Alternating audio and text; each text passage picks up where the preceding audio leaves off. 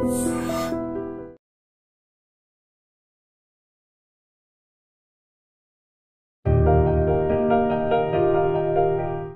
నమస్కారం. షుగర్ని ఎప్పుడు ఎలా చెక్ చేసుకోవాలి అనేటువంటి విషయం గురించి ఈ పర్టికులర్ వీడియోలో డిస్కస్ చేయబోతున్నాను. హై రిస్క్ ఫ్యాక్టర్స్ ఎవరికైతే ఉంటాయో వాళ్ళు షుగర్ని ఎక్కువ ఫ్రీక్వెంట్గా చెక్ చేసుకోవాలి. వాళ్ళకి షుగర్ వచ్చిందా లేదా అని చెప్పి తెలుసుకోవడం కోసం కనీసం సంవత్సరంగా ఒకసారి అయితే చెక్ చేసుకోవాలి.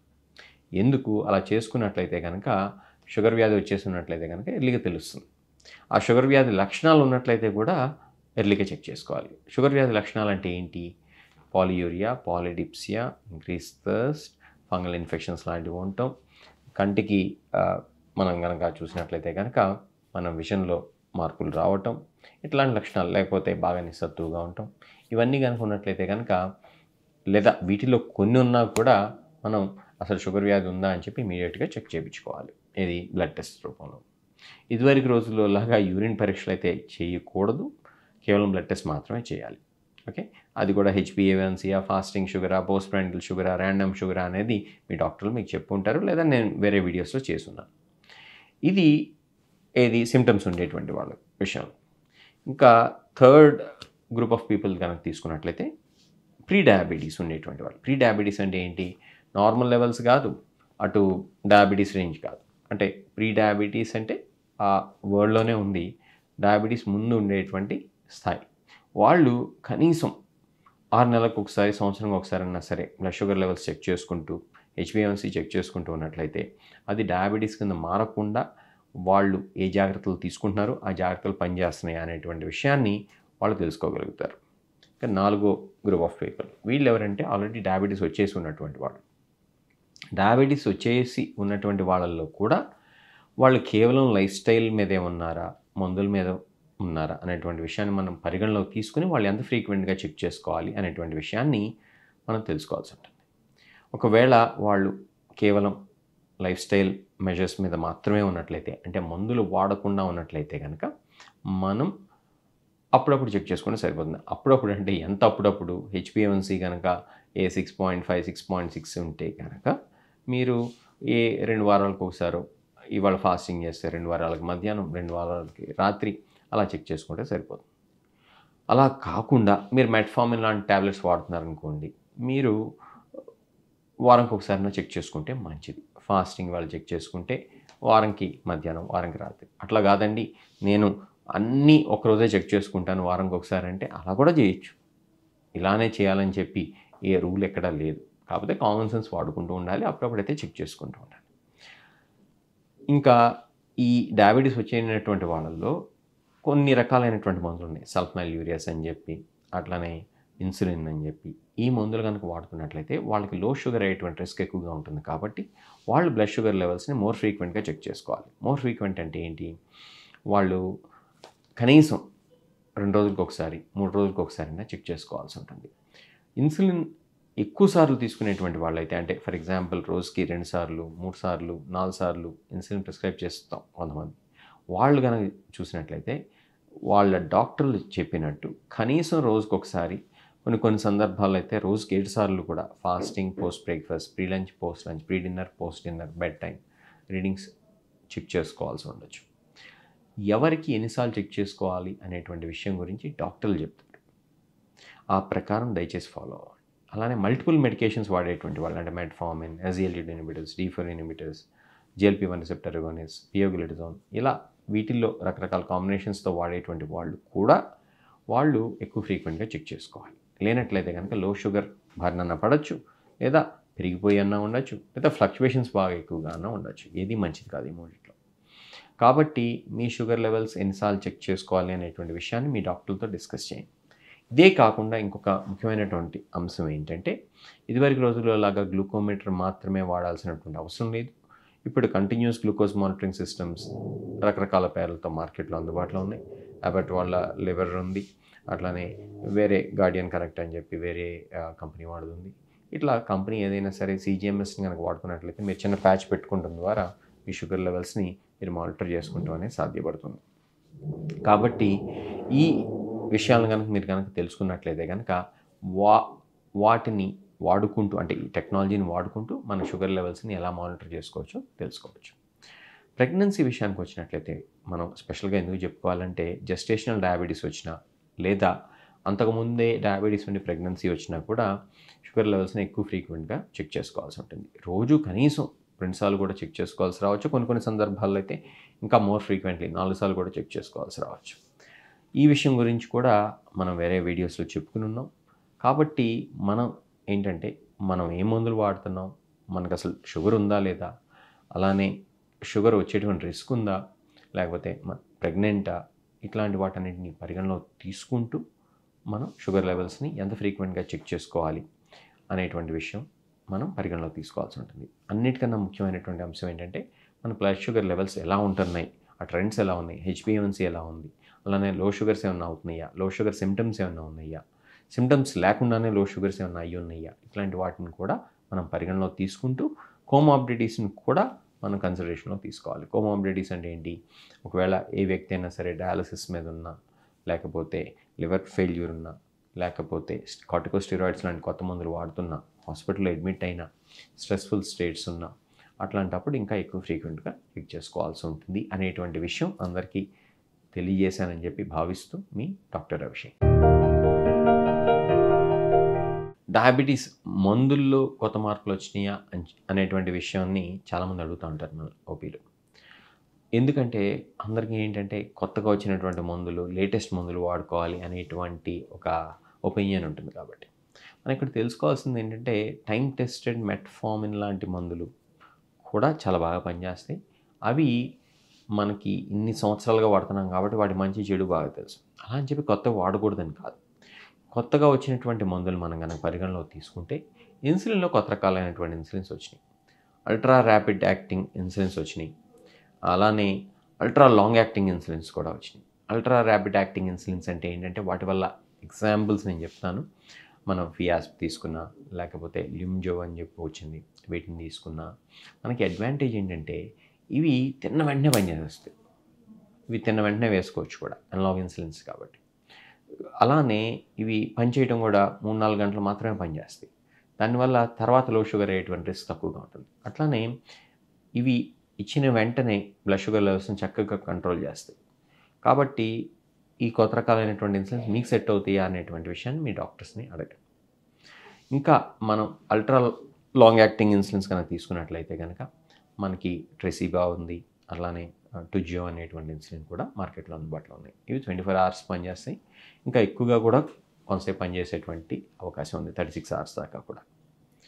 ఇంకా మనం ఈ ఇన్సులిన్స్ని పక్కన పెట్టి మనం వేరే గ్రూప్ ఆఫ్ మెడికేషన్స్ కనుక తీసుకున్నట్లయితే మనకి మార్కెట్లో SGLT2 ఇన్హిబిటర్స్, D4 ఇన్హిబిటర్స్ చాలా సంవత్సరాల నుంచే మార్కెట్లో అందుబాటులో ఉన్నాయి.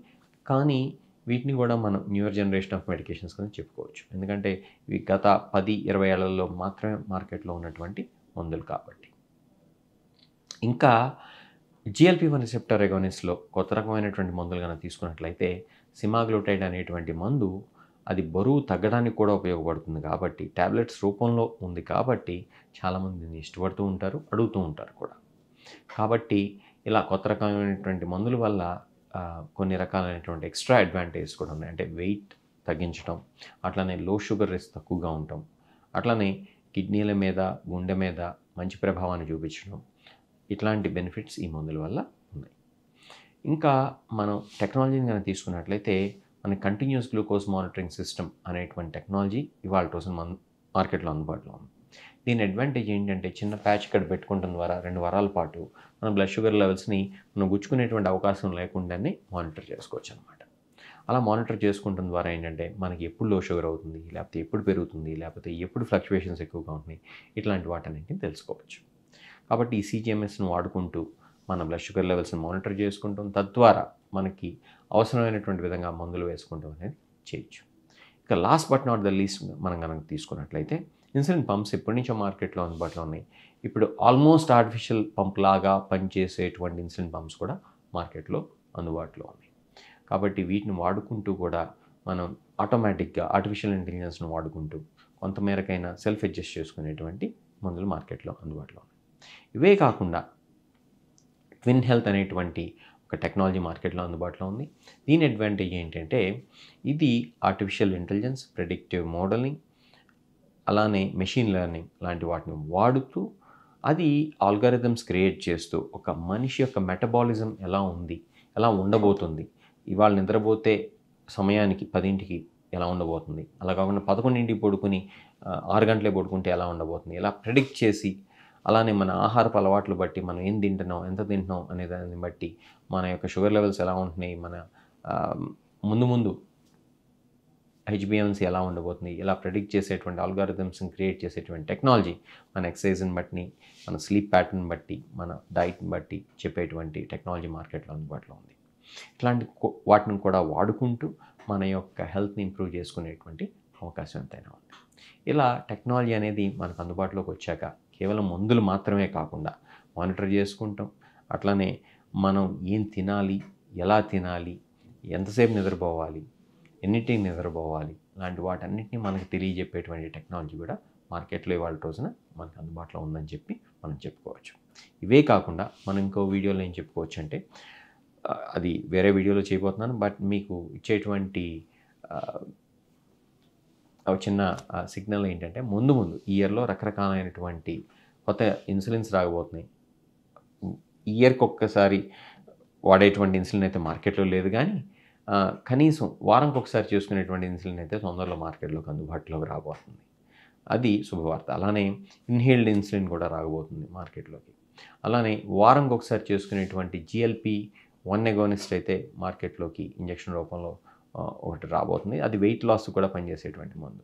అలానే dual GLP-1 and GIP agonist కూడా మార్కెట్లోకి రాబోతుంది. ఇలా రకరకాలైనటువంటి మందులు మార్కెట్లోకి తొందరలో రాబోతున్నాయి అని చెప్పి మీకు తెలియజేస్తున్నాను. బ్లడ్ షుగర్ లెవెల్స్ 400, 500 కనుక వెళ్ళిపోయినట్లయితే అది చాలా ప్రమాదకరమైనటువంటి స్థాయి.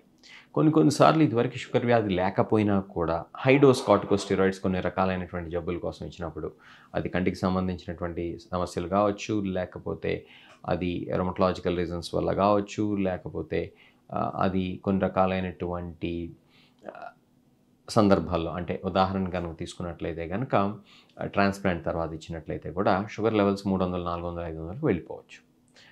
మనం అలాంటప్పుడు అప్రమత్తంగా లేనట్లయితే కనుక రకరకాలైనటువంటి సమస్యలు వస్తాయి. ఎలాంటి సమస్యలు రావచ్చు అని కనుక చూసినట్లయితే ఈ 400, 500 షుగర్స్ కనుక కన్సిస్టెంట్గా ఉన్నట్లయితే కనుక కొత్త రకాలైనటువంటి బ్యాక్టీరియల్, వైరల్ ఇల్నెసెస్ రావచ్చు, ఫంగల్ ఇన్ఫెక్షన్స్ కూడా రావచ్చు. మనం విన్నాం, ఆ కోవిడ్ అప్పుడు షుగర్ లెవెల్స్ బాగా ఎక్కువగా ఉన్నటువంటి వాళ్ళకి, కార్టికోస్టెరాయిడ్స్ వాడినటువంటి వాళ్ళకి ఇమ్యూనో కాంప్రమైజ్ స్టేట్ వల్ల మ్యూకార్ ఇన్ఫెక్షన్స్, అంటే ఒక రకమైనటువంటి ఫంగల్ ఇన్ఫెక్షన్స్ బాగా వచ్చినాయి అని చెప్పి. ఇది ఒక ప్రాబ్లం. అలా కాకుండా అక్యూట్గా ఏమవ్వచ్చు అని కనుక చూసినట్లయితే కనుక టైప్ 1 డయాబెటీస్ ఉండేటువంటి వాళ్ళైతే సరైనటువంటి విధంగా మనం దాన్ని రికగ్నైజ్ చేయకపోయినట్లయితే డయాబెటిక్ కీటోఎసిడోసిస్లోకి వాళ్ళు వెళ్ళిపోవచ్చు. డయాబెటిక్ కీటోఎసిడోసిస్ అంటే అది ఒక రకమైనటువంటి కోమా. కొన్నిసార్లు ప్రాణాంతకం కూడా కావచ్చు ఆ కోమా. అలా కాకుండా టైప్ 2 డయాబెటీస్ ఉండేటువంటి వాళ్ళలో కనుక 400, 500 కనుక షుగర్ కనుక వెళ్ళిపోయినట్లయితే వాళ్ళలో హాంక్ అని చెప్పేవాళ్ళం ఇదివరకు రోజుల్లో. హైపర్గ్లైసెమిక్ హైపర్ ఆస్మోలార్ కోమా అని చెప్పి, దాన్ని HHS అని కూడా చెప్తూ ఉంటాం. అటువంటి పరిస్థితికి అది దారితీయచ్చు. కాబట్టి అది కూడా ప్రాణాంతకం, కాబట్టి మళ్ళీ జాగ్రత్తగా ఉండాలి. ఇంకా మనం కనుక చూసినట్లయితే కిడ్నీల మీద చాలా లోడ్ పెరిగిపోతుంది అంత బ్లడ్ షుగర్ కనుకున్నట్లయితే. అప్పుడు అక్యూట్ కిడ్నీ ఇంజరీ అని చెప్పి చెప్తూ ఉంటాం. ఆ పరిస్థితికి దారితీయచ్చు. అలానే ఒక వ్యక్తి 300, 400, 500 షుగర్స్ కన్సిస్టెంట్గా కనుక ఉన్నట్లయితే కనుక ఏమవుతుందంటే ఒక వ్యక్తిలో డీహైడ్రేషన్ బారిన పడతారు. ఎందుకంటే మన శరీరంలో ఉండేటువంటి వాటర్ గ్లూకోజ్తో పాటు యూరిన్ ద్వారా వెళ్ళిపోతుంది కాబట్టి డీహైడ్రేషన్ అనేటువంటి భయంకరమైనటువంటి పరిస్థితి కూడా గురి కావచ్చు. ఇంకా కనుక మనం చూసినట్లయితే ఇలానే కనుక వదిలేసినట్లయితే బ్లడ్ షుగర్ లెవెల్స్ని కంటిన్యూస్గా, ఆ హై బ్లడ్ షుగర్ లెవెల్స్ వల్ల నర్వ్స్ డ్యామేజ్ అవుతాయి, హార్ట్ అటాక్స్ రావచ్చు, బ్రెయిన్ స్ట్రోక్స్ రావచ్చు. ఇంతకుముందు మనం చెప్పుకున్నాం కదా ఆల్రెడీ, కిడ్నీలు డ్యామేజ్ అయిపోతాయి, అలానే కోమాల్లో కూడా వెళ్ళచ్చు. కాబట్టి అంతంత షుగర్ అసలు రాకుండా చూసుకోవాలి. రాకుండా ఎలా చూసుకోవాలి? ఆల్రెడీ కనుక డయాబెటీస్ వచ్చి మీకు తెలుసు కనుకున్నట్లయితే మానిటరింగ్ చేసుకుంటున్నట్లయితే గ్లూకోమీటర్ ద్వారానో, ల్యాబ్కి టెస్ట్ చేసుకుంటున్న ద్వారానో, లేకపోతే CGMS ద్వారానో మనకి ఎంత ఉన్నాయి షుగర్స్ అనేది తెలుస్తూ ఉంటుంది. అట్లా కాకుండా ఎప్పుడో ఒక్కసారి సంవత్సరంకి ఒకసారో 6 నెలలకు ఒకసారో 3 నెలలకు ఒకసారో ల్యాబ్కి వెళ్ళి మాత్రమే మనం fasting post prandial sugars check చేయించుకుంటాం అని చెప్పి కనుక అనుకున్నట్లయితే అది చాలా తప్పు. ఇటువంటి విషయాల్లో మనం కాస్త జాగ్రత్తగా ఉండాలి.